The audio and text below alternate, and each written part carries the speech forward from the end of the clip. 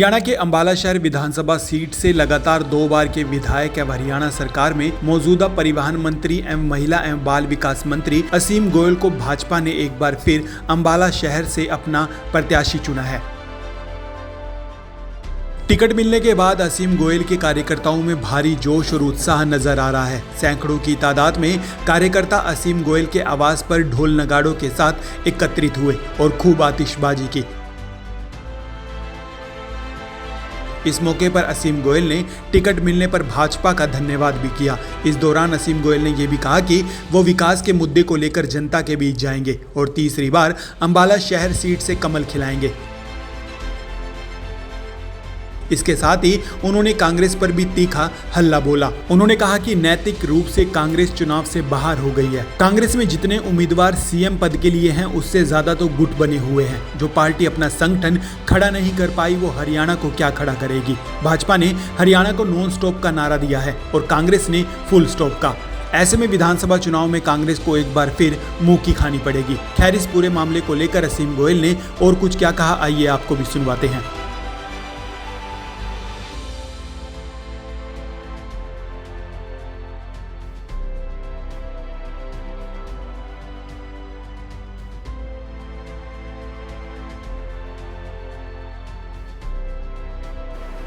ये विश्वास पार्टी ने अंबाला शहर विधानसभा के हर उस कार्यकर्ता के ऊपर जताया है जो संगठन को, जो कमल के फूल को अपना सर्वस्व मानता है।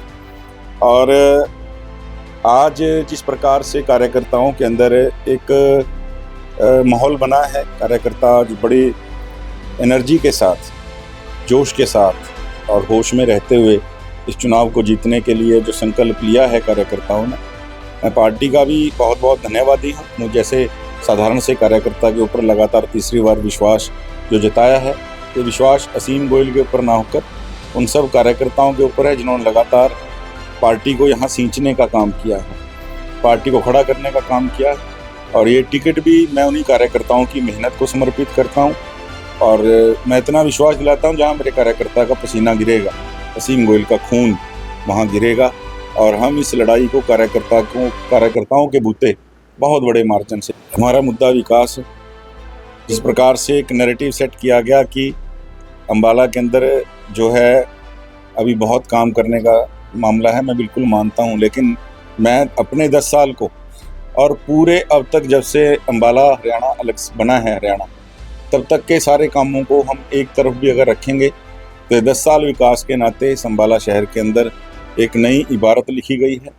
और जो इन 10 सालों के अंदर काम नहीं हो पाया, जो हमारा मेन एजेंडा था, उन एजेंडों को आगे बढ़ाते हुए अगले 5 साल में नायब जी के नेतृत्व के अंदर एक नायब अंबाला बनाने का काम और एक नायब हरियाणा बनाने का काम जो है हर कार्यकर्ता इसका संकल्प ले चुका है। कमल का फूल तीसरी बार हरियाणा के अंदर भी खिलेगा और अंबाला शहर के अंदर भी लगातार कमल का फूल तीसरी बार खिलेगा। कांग्रेस एक तरह से जिस प्रकार से गठबंधन का एक आज सहारा लेकर जिस प्रकार से उन्होंने अपनी बातों को आगे चलाया या बढ़ाया है, मैं मानता हूँ नैतिक रूप से कांग्रेस इस चुनाव से बाहर हो चुकी है। क्योंकि कांग्रेस के अंदर जितने उम्मीदवार सीएम के हैं उतने ही उनके गुट बने हुए हैं, यानी 50 तरह के उनके गुट हैं, 50 तरह के लोग मुख्यमंत्री हैं। जो पार्टी अपना संगठन खड़ा नहीं कर पाई वो हरियाणा को क्या खड़ा करेगी। हरियाणा के आज हम बात करते हैं, कांग्रेस कहती है जो हम हरियाणा को आगे लेके जाएंगे। मैं उनसे पूछना चाहता हूं कि जो अपनी पार्टी के संगठन को, जिनका अंदरूनी मामला है, अब उस क्लेश को मिटा के वो आगे नहीं बढ़ पाए, वो हरियाणा को क्या आगे लेके जाएंगे। हमने तो हरियाणा को एक जो नॉन स्टॉप हरियाणा नारा दिया, हुड्डा साहब ने उसी के ऊपर कहा कि फुल स्टॉप हरियाणा। सोच पता चलती है कांग्रेस की। कांग्रेस हमेशा विकास विरोधी रही है क्योंकि कांग्रेस को लगता है विकास करवा दिया तो लोगों के मुद्दे समाप्त हो जाएंगे। कांग्रेस ने हमेशा क्षेत्रवाद की, जातिवाद की, भाई भतीजावाद की, कृपावाद की, एक नया शब्द चला, इस प्रकार की राजनीति की है, सामंतवाद की राजनीति की है, कब्जों की राजनीति करना, थाने कचहरियों की राजनीति करना, द्वेष की राजनीति करना, ये सब कांग्रेस का एजेंडा रहा है। और कांग्रेस इसी एजेंडे को आगे सेट करके अंबाला के अंदर भी, हरियाणा के अंदर भी चुनाव लड़ने जा रही है। इनको विकास से कोई सरोकार नहीं है। कब्जाधारी गैंग जो है हरियाणा में भारतीय जनता पार्टी के सामने, लेकिन जो हरियाणा की सजग जनता है पिछले 35 सालों से एक रिकॉर्ड है।